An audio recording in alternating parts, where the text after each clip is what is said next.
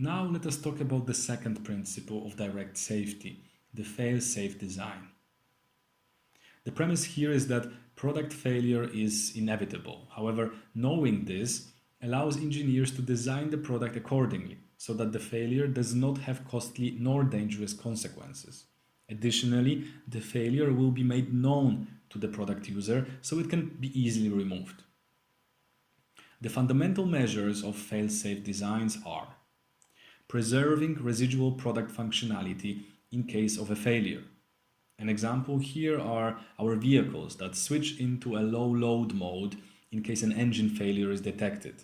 It allows us to reach a nearby repair garage without straining the vehicle. The residual functionality should either be ensured by the failed component or by a redundant system. An example here might be pneumatic brakes of a truck. In case of the pressure loss, the brakes are engaged by a spring force leading to a stop.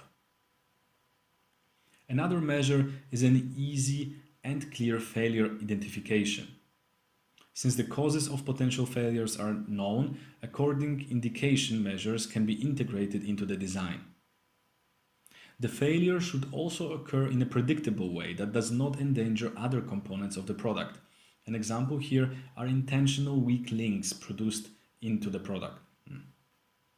An example here are intentional weak links introduced to the product that are designed to fail in a controlled way. We would like to give you a couple of examples of such weak links that are used in real-life technical systems. These are inexpensive components that are designed to fail in a controlled way, in case an excessive load occurs that would otherwise damage the whole system.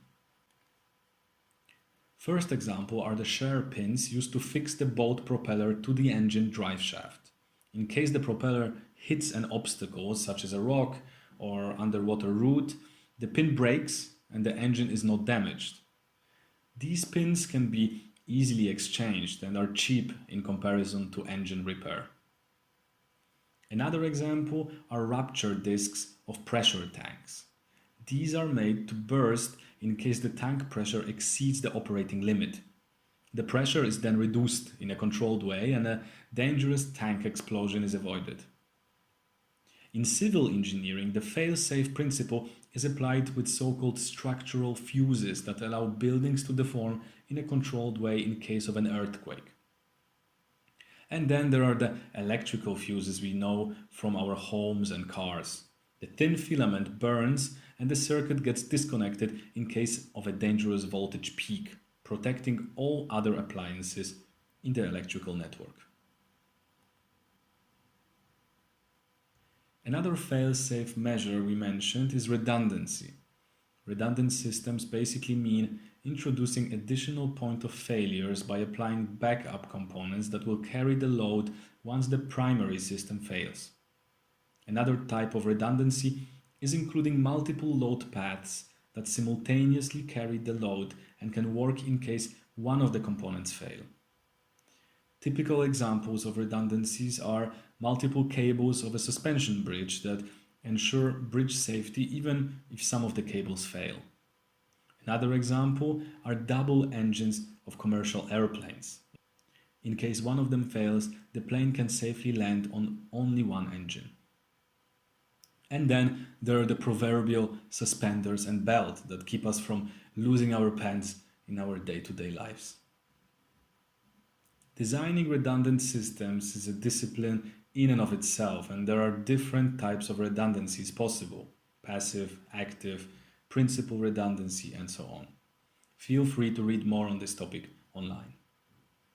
What is important to point out is that implementing redundancy always increases the cost of the overall system. In some cases, it can also greatly increase the system complexity, which can in turn lead to less safe products. The other aspect of redundancy is that it might make product users more prone to risky behavior. Another measure of fail-safe design is early fault detection and monitoring. This is only possible when the product is designed in a way that facilitates it, for example, by making the fault areas accessible and by providing easy formulas for calculating remaining lifespan of components. This technique is widely used in the aerospace field where fatigue cracks are regularly measured. By applying the science of fracture mechanics, the maximal permitted crack length for given load can be calculated. Then, the crack growth curve is established and the crack measurements are plotted on it to define the remaining operating time. This way, the airplanes can be safely operated even despite cracks in their hulls.